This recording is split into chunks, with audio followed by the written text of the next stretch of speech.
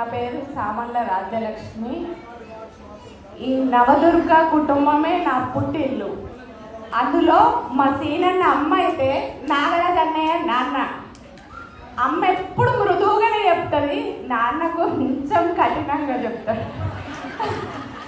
కానీ మనసు వెన్న అంతే. అంటే ఇక్కడికి మనం రావాలి అనే సంకల్పం ఉంటే చాలు, అమ్మనే తీసుకువస్తుంది.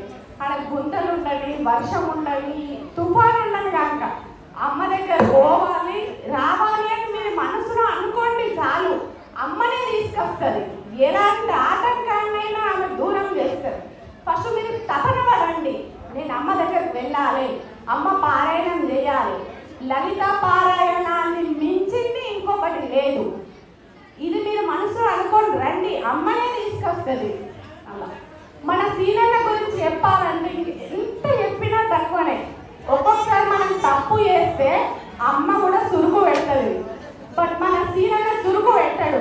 అమ్మ ఇట్లా కాదు, ఇట్లా అమ్మ, అందరం మనమే కదా, మన కుటుంబమే కదా, కొంచెం ఓపిక పట్టు, ఏం కాదు, అంత సెట్ అవుతుందని చెప్తాడు మన సీనన్న. నిజం చెప్తున్నా,